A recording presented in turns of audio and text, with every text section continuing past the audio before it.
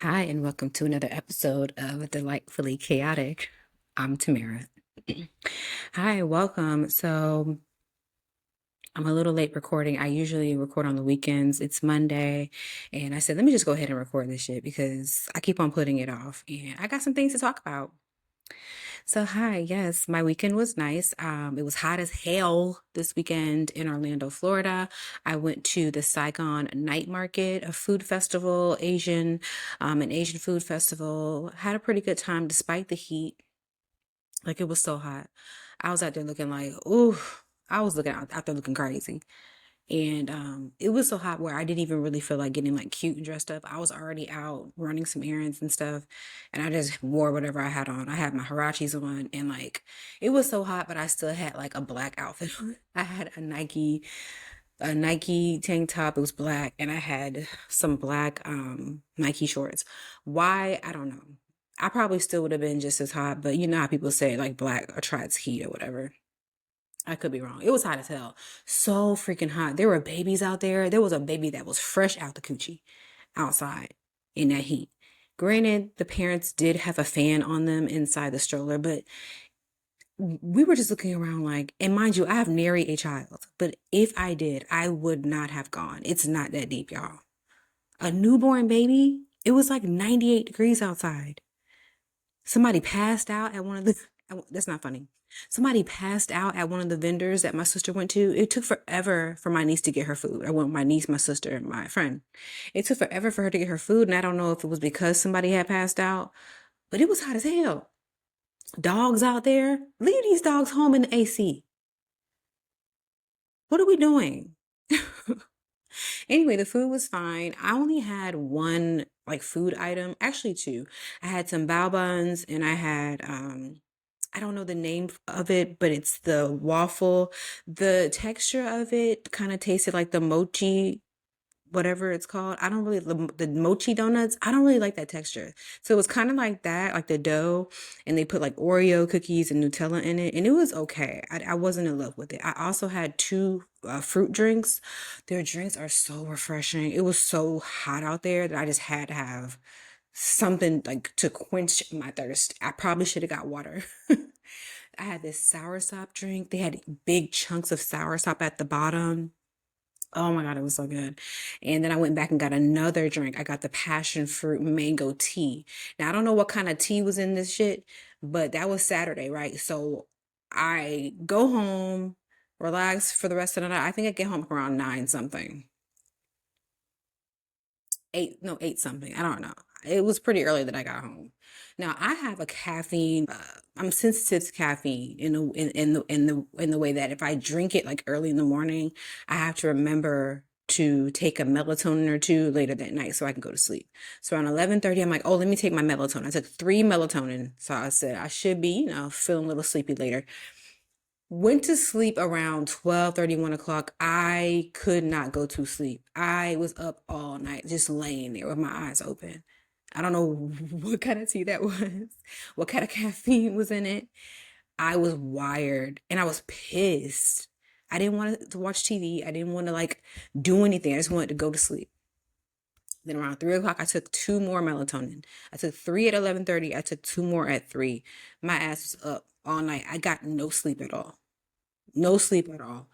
Um, yeah, got up the next morning, got up pretty early considering I didn't get any sleep because I had things that I wanted to do for the day, mostly just crash and binge watch TV. I didn't want to be falling asleep on the couch. So I got up in the morning, went to Walmart and got a few things, and then I got like an iced coffee from McDonald's. Hear me out. Yes, I turned around and still got caffeine because I didn't want to be falling a damn asleep. My Saturdays and Sundays are coveted. They're just sacred to me.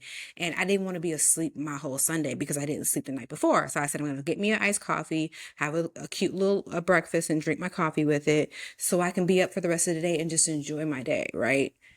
And I pretty much did exactly that. The caffeine from like the McDonald's iced coffee, I'm pretty okay with that as long as I take the melatonin. So I was fine that night. I actually was able to fall asleep pretty quickly with the melatonin. I don't know what the fuck was in that tea. I don't know what that was. Some Adderall. I don't know what that shit was, but it was good. It was nice. It was very, very hot. Also for sake, one of the things that I got from Walmart that Sunday was a Tostino's pizza. Y'all remember the Tostino's pizza?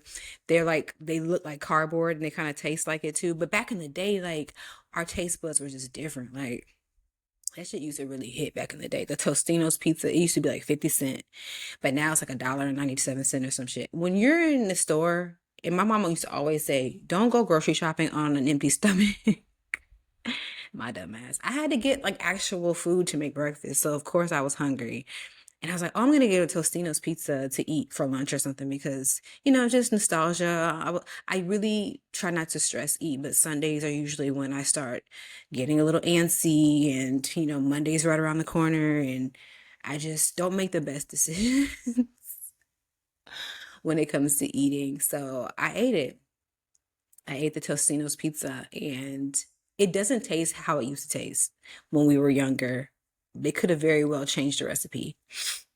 But I fold and I eat these little nasty ass pizzas maybe once or twice a year.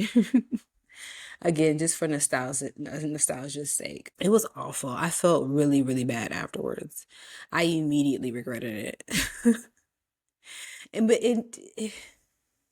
it was just nostalgic and I wanted to kind of soothe myself and then for dinner I had leftover Chipotle. So that was my weekend, basically in a nutshell. So not very eventful. Well, yeah, I got to spend time with family and friends. So other than that, that was pretty much it. Hot as hell outside though. I can't wait for these summer storms to start. Not necessarily the hurricanes, but the storms. I love a good storm. Anyway, let's get into this buzz. So the BET Awards were this weekend, and I was just going through the different posts before I started. Jamie Foxx was awarded with an Icon Award. So there were, people just congratulating him and singing a few of his songs. I believe Babyface was on the piano. Jennifer Hudson sung a couple of songs from Ray soundtrack. He seemed really grateful and he was very emotional. Him and his daughters were in the front of in the front row. And it was really dope. And it was just really nice to see. He accepted his speech and he was crying and it was just really emotional. If I can, I'll put a little snippet of his speech. Lil Wayne performed a couple of songs. Seemed like he did pretty well. People were in the comments were like, see, he can do it. Okay. He performed. The red carpet was interesting. People made a lot of interesting choices. Sierra looked amazing. I am loving her look on the carpet. She has this really just kind of short, fringy black skirt situation, textured the fabric. Then she has like this pleather or leather kind of, I don't know what it is, shirt with an Atlanta Braves cap on. Oh, everybody's going goo goo gaga over it in the comments. She ate that. Keisha Cole was there. Keisha Cole and Glorilla have a song together, so I believe they performed. Keke Palmer looks cute. Now, this girl is really pregnant by this nigga. I was just joking a few episodes ago. Jasmine Brown and her baby bump with Cam Newton are looking good tonight. They're not looking good. They look absolutely ridiculous. She is pregnant again. Let's see what the comments say. Getting pregnant by Willy Wonka is wild. Wild again. Having another child with a man who publicly said he hasn't found the love of his life yet is wild. Most women bring this shit on themselves. Absolutely. I think at this point, she's probably still with him because of the security. He obviously makes way more money than she does. I'm sure she is completely taken care of, but they are not married. She doesn't have that security of that piece of paper. So he could very well just wake up one day and just kick her and the babies out. You never really know with niggas. Here's another comment. It's amazing how she became what she used to criticize and talk about. Absolutely. God, she didn't let this man climb on top of her and do his business again. She did. Like, it's like, come on. I don't know if she's just doubling down on this. I don't know if she knows something that we don't know. Stevie Wonder could see that this man is not for you. He literally said he's still looking for the love of his life. Why would you allow for him to get on top of you and just dump his waste inside of your body and create another human being. One, one thing Cam gonna do is have him ankles out. You know what? Goodbye. He I don't he has to be dressing this way for attention. I remember when he first came on the scene, I was like, oh, he's cute. He had the fade, the low fade, nice, dressing nice and everything. He looks a damn mess. Doechii won an award. She won Best Female Hip Hop Artist, and she also addressed the riots that are happening in Los Angeles, literally like probably blocks away from where this took place. One of the quotes that she had was about how Trump is sending, this is the quote, Trump is using military forces to stop a protest. I want y'all to consider what kind of government it appears to be when every time we protest, the military is deployed against us. Absolutely. So, of course, people are overwhelmingly agreeing with her because, of course, yeah. So that's still a thing. The riots are still a thing. They're still happening, I believe. And I don't know. I don't know. I don't know if the National Guard, I guess the National Guard was, I thought that they were going to call the National Guard, or have they? I haven't really been keeping up. I know I probably should, but it's like, a lot of the Black community is having like this back and forth. And you got the one side of the Black community that's like, I'm good, I'm resting. The 92%, we did our job, fuck y'all. And just kind of like glad that all the vast Latino population is being deported. They're like, well, y'all voted for Trump. Not every Latino voted for Trump. Like, we all know that. And there are some that have voted for Trump that are being deported, which, I get the sentiment on both sides, because the other side of the table with the Black people are like, these are people, like these are human beings. Like, it's not okay to say that you don't care and you're resting or whatever. And they got what they deserved, when again, we don't know if these people voted for Trump or not. Deportations have been a thing forever. Immigration, ICE, and all of that has been a thing for all these different presidencies. But I think the reason why people are protesting with this one is because the tactics that they're using are so unethical. They're nasty. They're vile. There was a video I saw a week or so ago about a woman who has 6 little girls. They show her husband's kissing her, and she's crying, she's handcuffed. And these men, these ICE people, have masks on their face. Like, why do you have masks? And he's just standing there, he's crying. He was like, I don't know what to do. I don't know what to tell my daughters when I go home. We have 6 daughters, and I don't know, they're waiting for us to come home. So she went to the courthouse for her appointment for her hearing, because she's doing things the right way. She's trying to make sure that she's crossing her T's and dotting her I's. And they actually picked her up at the courthouse. Like, this is what they're doing. They're going to these hearings, and I saw somebody saying that they were waiting for the lawyers to go into the bathroom or something, and they're just scooping these people up. That is unethical. That is ridiculous. They have 4-year-olds tied up with zip ties, and they're taking them into these courtrooms, and they're expecting babies to defend themselves against, they don't even know what's going on. So that's why people are protesting. This is just, it's unprecedented. Like, of course, immigration has always been around. They are trying to put this lady in the vehicle that they're putting her in. It looks like they're putting her in a vehicle that you would use for like dogs. They have like the holes, and she's like, I can't go in there. Like, they're trying to squeeze her into this compartment inside you can't even sit up straight in this thing. It's like, it's a truck, and there's 2 sides to it. So anybody would be uncomfortable. Even an animal would be uncomfortable in this truck that they're trying to put her in. She keeps on trying to get out. She said, I'm claustrophobic. I can't sit in here. She's crying. I couldn't even imagine. Like, this video really made me tear up a little bit, because I myself am claustrophobic. I don't know what I would do in that situation. If you could see this truck, it's a regular truck, and then there's a divider in the middle. So on either side, it's not enough room for a human being to sit until they get from point A to point B. It's hot as hell on top of that. I couldn't believe it. They're treating this lady like a dog. That's why people are protesting. And this idiot didn't call for enforcement, aside from like the regular police in DC during the January 6th, didn't call for the military then. It's just, he wants this to happen. He wants things like this to happen. He thrives off of it. Gavin Newsom is pretty much got his dick on the table, like, yeah, okay. And he's pretty much like coming at him like, what are you doing? He posted, I think it was yesterday or today, there's a picture of all these different troops and these men who are just laying on top of each other. These are military men who were sent there, the troops, and they don't have any food, any water, anywhere to sleep. And so Gavin Newsom posted a picture of this, and he said, "You sent your troops here without fuel, food, water, or a place to sleep.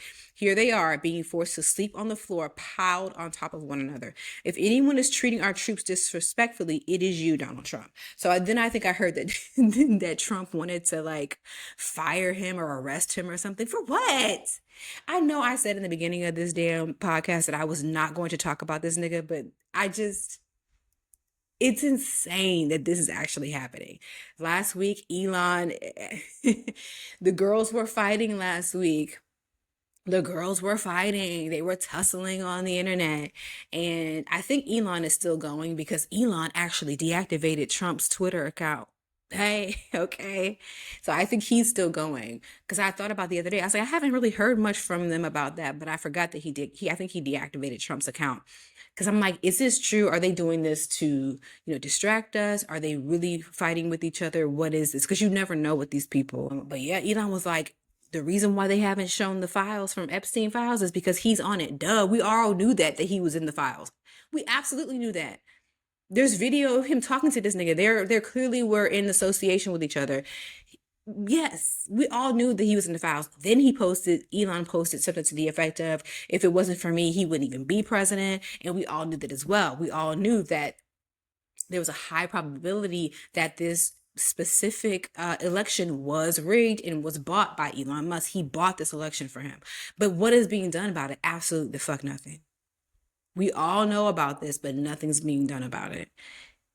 And I'm just so tired. This is why I don't like talking about this, nigga. I'm so tired. Like, we're tired. So when the black people online say, y'all got it, I'm not protesting, let them feel how they want to feel because I completely understand that.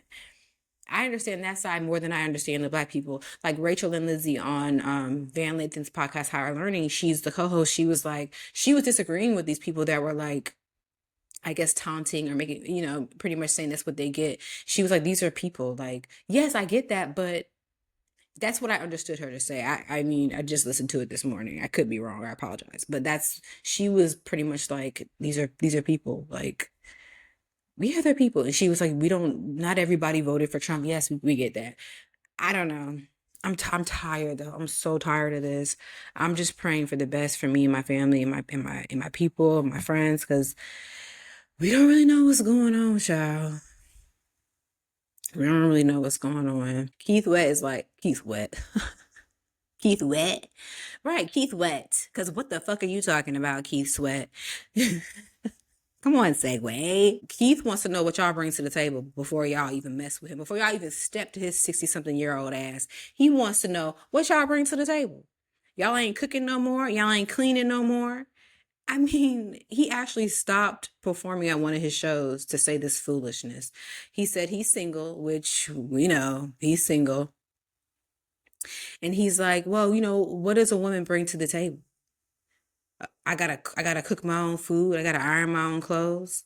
These niggas with this mentality that women are only here for for them to be served. It's just absolutely insane. This just goes back also to what Tracy Ellis Ross was talking about a few months ago about on the IMO podcast with Michelle Obama. She was like, I don't date men my age, even though he's older than Tracy Ellis Ross. But she's like, I don't date men my age because they have this misogynistic, this toxic, masculine view on things, and I don't align with that. And he just sounded like such an idiot. Like, people were in the comments were like, nigga, what table you talking about? Don't nobody want you, Keith Sweat. Maybe in like 1989. Oh, I wish I could find it. I thought I had the link. It don't even matter. That nigga whacked out. If I could find it, I'll put a little snippet of what he was saying. Oh yeah, he said they don't want to cook no more. Shut the fuck up. And some comments, women your age definitely cook. Okay, sounds like the problem is you're not dating in your age demographic. Hello, because listen, Gen Xers and above, maybe they with that shit, but we are not. That is not what we're put on this earth to do. A man who a fully grown man who does not know how to or does not care to take care of himself on his own, i.e., wash his own clothes, make his own food, make his own bed, iron his clothes. If you don't know how to do those basic things without a woman around, then that's on you. We're not you want a mommy, okay? You want a nanny. You want a robot that's just gonna do whatever you want and then lay down when you want her to. Y'all need to stop with this shit. He gonna stay single with that attitude. I heard he was a horrible person. When men are this age without a woman, trust they are the problem. Hello. Sound like you need a home health. Sound like you need a home health aide, bruh. Who wanna cook all the time? Nobody. So toxic. Bro, you're 63. You need a woman who can recognize signs of a stroke. Period. And that's a nigga saying that. Shut up, Keith Sweat. Stupid. Yeah, I'll post a little snippet of what he's talking about if I feel like it. I don't know. Shut your dumb ass up. Coco Golf won the something or another. Don't get me the line. She won something very important within the tennis things because she does the things and she beat this white girl that she's beaten before. White girl wasn't too happy about that. White girl said, "I made a lot of mistakes. It wasn't the fact that she was actually good. Don't get it twisted. I just made a lot of mistakes." Girl, shut up. That's what losing means, you idiot. uh but Coco Golf won the thing. She won the what did she win? She won something, child. She's so cute. She's super young. I remember back in the day, she was on a live or something, and people were like, "Do you have student loans?" And she was like, "What?" What is that you speak of? I have no idea what that is. Girl, bless your heart. Bless your heart. Ar- Arena Sabalenka. So basically, people were, throwing her all which way because she just said the stupidest shit in her interview. Even white people were like, "You lost, fair and square." She apparently has this reputation of being a horrible sport. She has horrible sportsmanship out on the court. She throws things around. She also has these interviews with pretty much everybody she loses against where she blames them or blames anything other than her just not doing a good job. Like she's not very good with taking the L basically. So I guess she came back and had some kind of revelation when people were dragging her. I don't know what her actual quote was, and I don't feel like looking for it. But she was mad, honey. She was mad because Coco won the French Open. The French Open finals. That's what she won. So she gets all that money, honey, and she gets all the things. She's so dope. And this is the first American to win in 10 years. 10 years ago, Serena won. So yeah. Go Coco. She's 21. Let's see. I think they said that Coco responded to it. I don't know. But girl, hush, go sit down somewhere. You lost. I think she said something about the wind. Like, and somebody in the comments was like, was Coco playing inside or outside? Because she was playing in the same conditions you were. You're just upset that you lost to this little black girl. And I think she's lost to Coco more than once. Just take it. I don't even see it. I got a different perspective when I was listening to "Don't Call Me White Girl" this morning, and I think Phelps was like, this is sportsman. This is just what people. He kind of has weird takes on shit, but this kind of actually made sense in a way.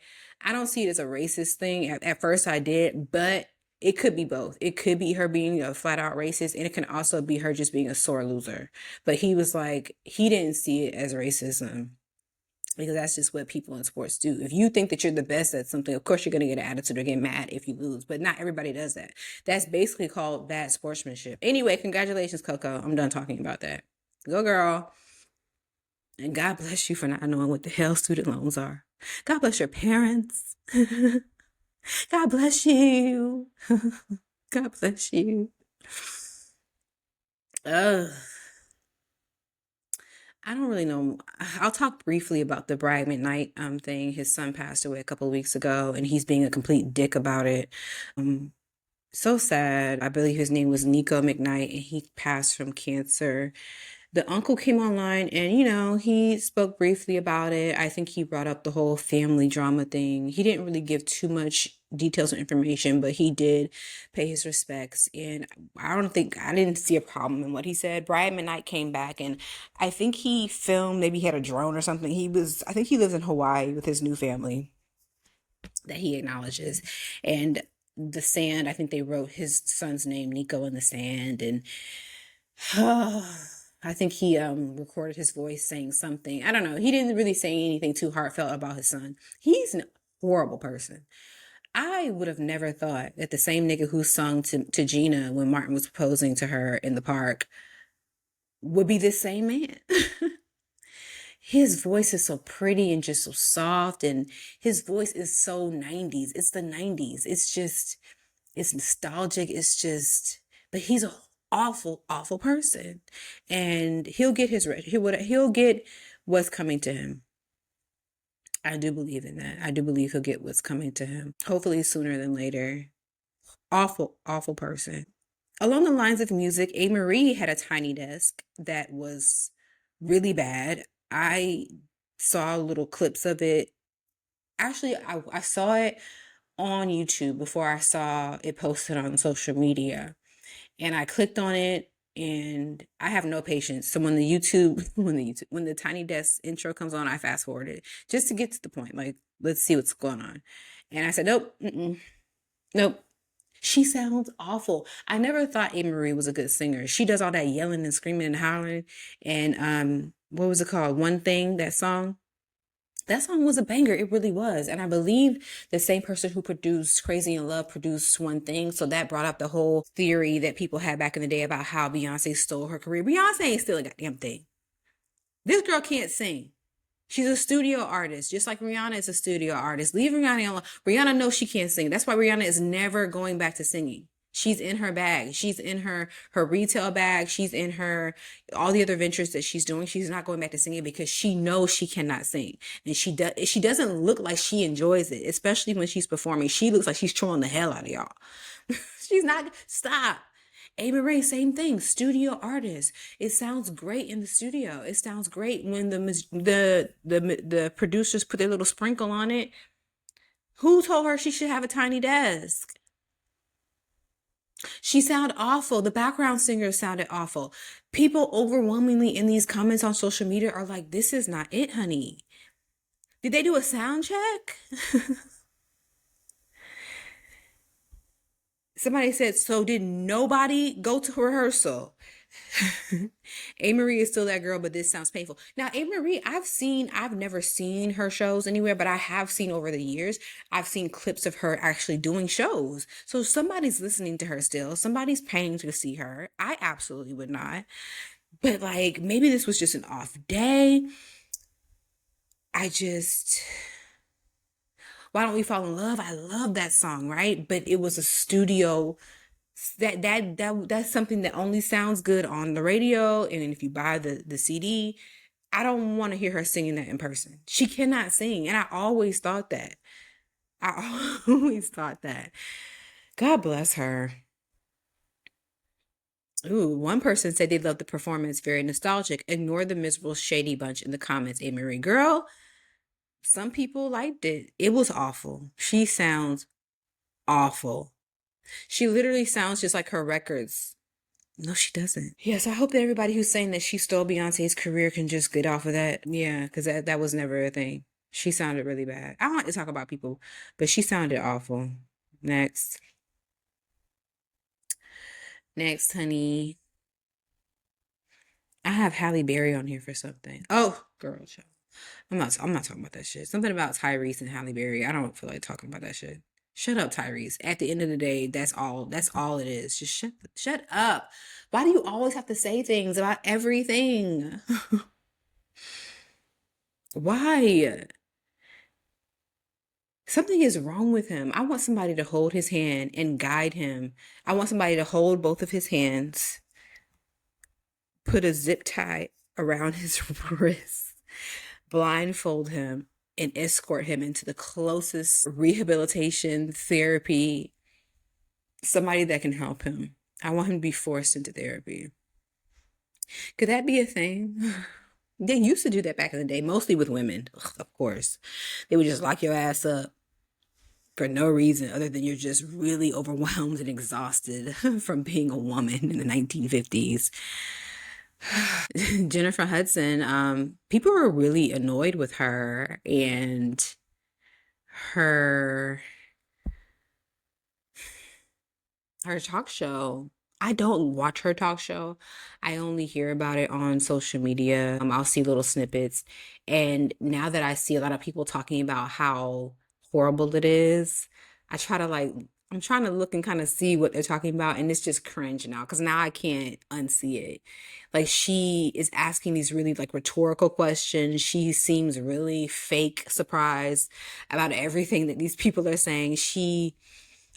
You have to just go online and just look at these videos and these TikToks of people that are impersonating her on these interviews. She has to see, she has to be seeing these things. Like her team has to be seeing this shit. The only draw I think that they have right now to her show is that spirit tunnel thing. That's what's getting people like, oh yeah, cool. Like that's getting more clout than like her actually being a good host. And apparently they're being renewed for another season. And people are like, is no one seeing how horrible she is as a host? Like nobody's seeing this. I would feel so bad if I was her and I had to see that. Like, how would you feel? Regardless of how much money you have as a human being, like when you feel like shit, like, damn, I really thought I was doing good. How? Not everybody, like, I guess you don't have to go to like what do you call it? What's the shit? I guess you don't have to go to like journalism school to be an actual like interviewer, journalist. Like that's a slap in the face of people who actually went to journalism school. Like y'all got to do better. Just because they're celebrities doesn't mean that they have to be like talk show hosts. I know it's a thing, but it shouldn't be. It shouldn't be a thing. Yeah. God, I wonder. I don't know how I would feel if that was me. Like, wow, I would really feel better about myself. Hmm. Oh, poor Jen Jen. Oh, but she sang down at that Jamie Foxx tribute. She had T.I. with the stank face. Jamie was crying. His daughters were on either side of him. Somebody in the comments on Facebook said she should have sung the song that she had on Dreamgirls because they were in Dreamgirls together. And she was Effie and he was the nigga that was, I think their manager or whatever. That would have been dope. He probably would have been on the floor at that point because she sung a couple of songs from the Ray soundtrack. Very, very good performance. Hopefully she can I don't know, like it's almost like they just they have a little meeting in the morning, like literally right before the show starts, and they say, okay, this is what we're talking about today. This is the host, Jennifer. Here are your cards. It's like, do y'all actually research these people? Do y'all actually care about the questions that you're asking them? Hmm. Do you actually care? Hmm. Someone who was recently on her show is Miss Shirley. Miss Shirley, as we all know, is the little baby, basically 3, 4 years old. I don't even think she's 5 years old yet. Who got her fame, her online fame from doing the boots on the ground dance with her little fan. Adorable, adorable, adorable. Something that should be kept within the family. Like, oh, look at her. It should be kept in the group chat. It should be kept, you know, with in the close friends. This is a baby. I really didn't pay it too much attention until recently when I saw that they're doing trail rides. I don't even know what a trail ride is. I think it's like a country thing that country niggas do. Grown people, I think, and there's uh, drinking and whatever. Not something that a child, she's 4 years old, should be around. But she's doing trail ride events. She's getting paid to do these events. Like, people are paying her mother, whoever, for her to come and do these events. And then there's people who paid to take pictures with her. There's men who are paying to take pictures with this baby. Men who are traveling, crossing state lines to go see this little girl and take pictures with her, to hold her and take, like, if you don't see a problem with this, then we're cooked. We're already cooked anyway. So Letitia Tucker has always known her daughter, Loraya, had star power. That's Miss Shirley's actual name. And that's another thing. Why are we calling her Miss Shirley? Why are we adultifying, is that the word? This little baby. White people already do that to Black children. Why are we doing this? It's not funny. So when her 4-year-old went TikTok viral in February, it's only been since February, for line dancing to 803 Fresh's hit song Boots on the Ground, she wasn't surprised. I'm not going to say this little girl's name. I don't know if I'm saying it right or wrong, but she's known online as Miss Shirley, and she's gone viral before. But the TikTok where she smiled while stomping with fringe boots and a pastel pink fan brought her to a new legion of fans. She grew to 981,000 followers on the platform, appeared on the Jennifer Hudson show, and was featured in 803 Fresh's music video for the song. I thought the music video was cute. That's appropriate. It's a music video. You just take a few little clips of her doing the dance, and that's, giving her little flowers for that. But doing tours and doing events, and it's a baby. She doesn't even know what TikTok, I'm sure she knows what TikTok is, and that's a sad thing, but she doesn't even know what's really going on. And for you to have people paying to take pictures with her, we all know the mother is getting this money. Obviously, I'm sure she's not putting it into an account just for this little girl to access when she's 21. The mother is definitely reaping from these benefits, and I just think it's so wild to exploit your kid like that. Like, it's just ridiculous. And I'm reading this from MSN.com. What Tucker, the mother, didn't expect, however, was how quick the stream of hate from viewers followed. Suddenly, the TikTok's page comment section was filled with viewers sounding off on everything from if the level of tension on Loraya is excessive to if the dance moves are appropriate for a 4-year-old. She does be moving her little hips and stuff. Again, it's just these niggas, like, the mother, if she has a business account or a creator's account, which I'm sure she does, if she goes to her insights and she sees the different videos and posts that are saved, shared, I can understand shared. Oh, look at this cute little girl sharing the video, saving them. What are you saving this for? One of the commenters says, when are we going to stop exploiting our babies? This is wild that we think this is okay. The attention crossed a line after TikTokers posted videos stating that they were calling Child Protective Services. And I think someone actually did call Child Protective Services on the mother. It's the latest instance of a parent receiving flack over posting their children online. When parents put their children on social media, they open themselves up for reactions that may be out of their control, says Leah Plunkett, author of Sharenthood. Ooh, okay. Why we should think before we talk about our kids online. So there's an author of a book called Sharenthood, why we should think before we talk about our kids online. It's a long ass title. In a faculty member at Harvard Law School. So that's basically what and it makes sense. Like, oh, I just pray that this little girl is protected, not just like physically, spiritually protected. Like, I don't even like just random people being around me. And I'm pretty sure she's going to be at Essence this summer. I know she's going to be at Essence this summer. I know she is. God, just protect this baby, because the mother, she's going to do what she needs to do. And on one hand, I get it. It's hard out there, but you need to find something for your grown ass to do. Is there a trick that you can do? Start showing yourself doing a dance. Like, are you not as photogenic? Get this baby offline. Protect her, Lord. Please just protect her because her mother is not. Does she have to have the people called on her? I don't know about that. I don't know if she had to have the people called on her because what can they really do? Like, she's not like overtly abusing this little girl. I don't know if there's any kind of, I don't know what they could do in this instance. It's weird. It's gross.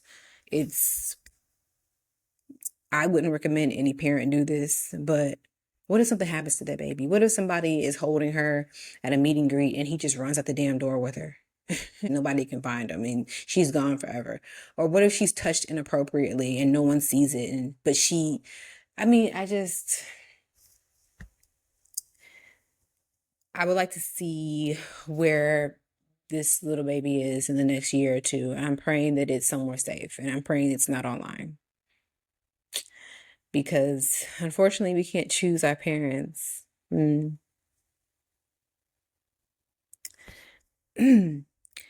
going to read this one more little snippet. The backlash towards Tucker, the mother, heated up when some critics recently re-uploaded a video she'd posted in 2024 of her child doing the red dress trend. What?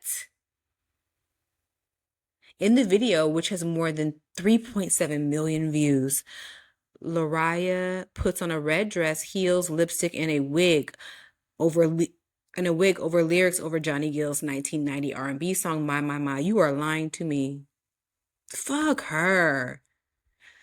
So she's sexualizing her child and it's not cute. Like I said, if it's amongst family and friends, like, hey, look what she wanted to do, because some kids really do naturally have that personality where they're complete hams and they love to be in the spotlight. They love to be seen. And some of them are really naturally talented and can really dance and sing or whatever, but you still have to keep them in that place of a child. Like, that's so inappropriate. Commenters argued the suggestive nature of the song could direct bad actors toward Lariah's videos. Tucker says the video only started receiving backlash this spring, even though it's been up for more than a year. All she's doing is being a kid. She's not just being a kid. She didn't say, you know what, Mommy? I want to dress up to Johnny Gill's 1990 R&B song, My, My, My. She didn't say that to you. Shut the fuck up. She didn't say that. She didn't say that to you. That baby is 4. She wasn't even thought of when Johnny Gill was singing My, My, My in real time. Shut your ass up. Did she go to the store and get the red dress and the heels and the wig, bitch? She did not.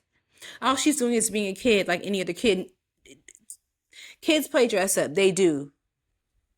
That was all your idea. Like when we were young as little girls, we put on our mom's lipstick, her red dress, and her wig and heels. That's all it was. That's what her mom said. It's more than that, though, and you know it is. You know it is. She did not walk up to you and say, "This is what I want to do." She did not do that. You saw your baby has a flair for, she has a great personality. She likes to be on camera, and you said, "I'm gonna monetize this." That's what you said. That's what you did. That baby don't know nothing about no damn Johnny Gill. 1990. My. Shut up. The difference, experts say, is that when these childhood moments are put out to viewers online, they can't be taken back. Men are saving things like this. Men and even some women, pedophiles are saving stuff like this to go back to and look at them over and over again.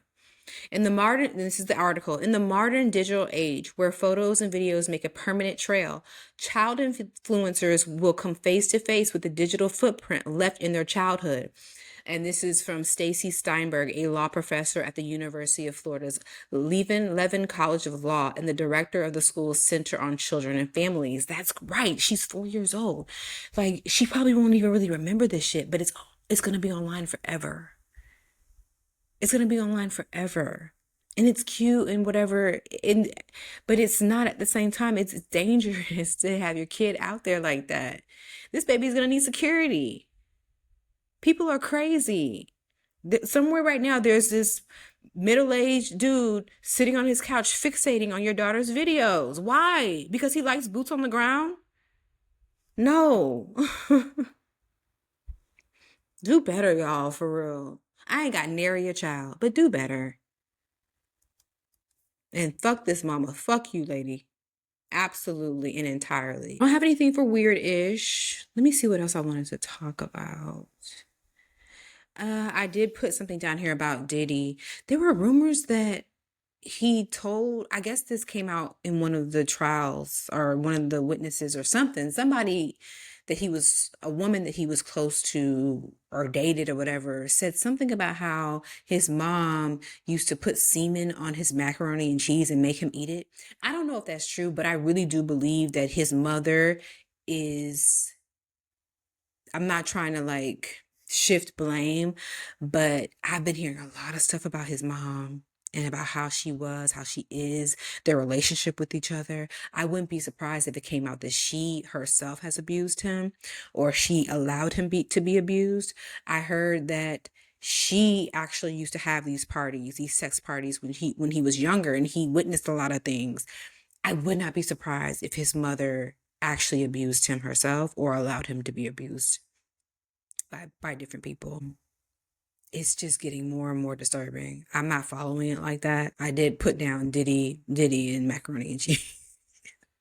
That's not funny, especially if he was a child. That's so not funny, so not okay. And I'm not trying to like absolve him of anything that he's done, but if there's an inkling of truth to the things that I just said about his mother, it makes so much sense why he is the way he is. It's really sad. And I doubt he's gone to any kind of therapist in his whole life. He absolutely needs to be speaking to a therapist, but he might be too far gone at this point. He's maniacal. Like a demon. And if his mother was touching on him or had him being touched by people and stood by and allowed it, or and even if she put his own, like as a child, that's fucked up. That would make anyone crazy. And it really would make sense why he behaves the way he does and why he is the way he is. That's a really hard thing to grapple with and to deal with your whole life. No wonder why he feels the need to exert his power over people and brutalize people and sexualize people the way he does. So, yeah. It'll be interesting to see what else comes out. Again, I'm not really following it very closely. But yeah, I was like, damn, it looks like he's gonna go down. In the beginning, people were like, well, where's the evidence? This is going to be a really long, drawn out thing. And it looks like they're checking all their boxes, the prosecution. Like, he definitely has trafficking, drug trafficking. If he's having people go here and there and everywhere to get drugs for him, that's one thing. It looks like it's not looking good. I'm honestly ready for it to be over with. Fuck him too. Yeah. Tyler Perry's done it again. Tyler Perry has a new movie out. It's called Straw. I believe that's like the last straw, maybe. That's what that means. I haven't watched it. I will not be watching it. I thought about watching it, but when I saw what it was about, I was like, I don't know. I don't know if I'll be able to really relate. I mean, I am a Black woman that's life is just throwing me every which way. I don't have any children, so I don't know if I really be able to really, I guess, relate to it. I'm trying to see if it's a summary about what it's about. It's directed and written by Tyler Perry. So he didn't have a writer's room because people are actually raving about this. There's a lot of women who are like, yes, this is just so relatable, da da da da. And then there are some women who are like, women and also men, a lot of men who are just like, why is he continuing to make these horror stories about Black women and their plights? Like, there's so many other things that great things in our communities to talk about. Why does it always have to be about a Black woman's pain? So this is the summary of the movie. A single mother, Taraji P. Henson plays the mother. A single mother's day spirals into chaos. As things go from bad to worse, she finds herself the prime suspect in a crime she never meant to commit and realizes her survival depends on the one thing she's never been able to trust, the people around her. So that came out on the 6th of June. I really don't want to watch this fucking show, movie. I just don't. The poster or the imagery of the show or the movie, I keep on saying show, it shows Taraji's character sitting in like a kind of uh pretty a monochromatic kind of looking room with she's sitting on her bed, her daughter's behind her, and she looks like she's exhausted. It's kind of like that painting, I don't know the name of the artist, of the woman who's just sitting on the bed and she's like, okay, I gotta get up, I gotta get this day started. Just a representation of that, and maybe that's where he got the inspiration. It just looks like something is, it's just gonna, it looks like it's too heavy. And I don't really know if I want to watch it. It's called Blue Monday. That's the picture that I'm the painting that I'm referencing. Annie Lee is the artist, Blue Monday. So and also there's hues of blues and grays in the art or in the imagery for this poster for the show. I'm not gonna watch it. I already said that like 3 times. And it's true. It is true. I mean, okay, on one end, there are a lot of Black people, specifically Black women, who are going through these things. Apparently, she tries to make it to the bank to cash her check. She doesn't have direct deposit for whatever reason. Her daughter, and I don't believe I'm spoiling anything, but basically, she's trying to help her daughter be able to eat at school because she's overdue, which I think that whole school lunch shit is just ridiculous. So she's trying to cash a check at the bank, and I guess that's where the chaos ensues. I can pretty much tell what's gonna happen. I don't want to watch this shit. But people are pissed about it. People are really like, why are we doing this again? Like, why is this a thing again? Why is this? But also at the same time, it looks like with most of his things that come out, there's an overwhelming amount of people who hate it. But this one, it seems like there's more people who love it. One commenter on Tyler's post about it, it's in the top 10 movies in the USA. This is 3 days ago. Someone wrote in the comments, dragged my emotions and left me in tears. Too raw, too real, too deep. A lot of people are saying that this really made them like boo-hoo cry. I cried my eyes out. See, I don't want to watch nothing like that. So it looks like it might be worth watching. And I'm like, well, did he have more writers in the writers room? Because it looks like it's giving a little bit more than he usually gets. Taraji's always gonna bring it any time. So whatever. Like they're a good match as far as that goes because she knows how to act. So he knows who to get. The ending apparently is really good, I guess. So overwhelmingly, his comments have lots of praise about it. But then there's another side of the internet that's like, please stop making these movies and shows about Black women's struggle. There's so many more things. But then someone was like, well, he created the thing with the one with Kerry Washington. What was that movie? That was a pretty good. But that was, yeah, that was still, there was still kind of a lot of hardship, even though it was based on true events. There was still a lot of hardship. They really had to like go above and beyond to prove themselves. But that was based more, that's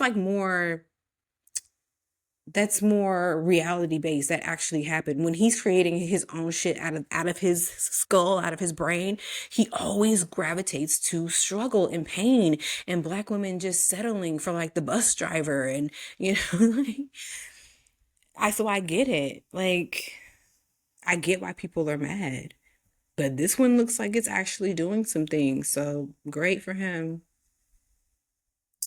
Great for him, honey. I think I'm gonna go ahead and leave it there. Yeah, that's all I have to talk about today. I had more rants than raves, I think. Thank you for listening, and until next week, bye, niggas.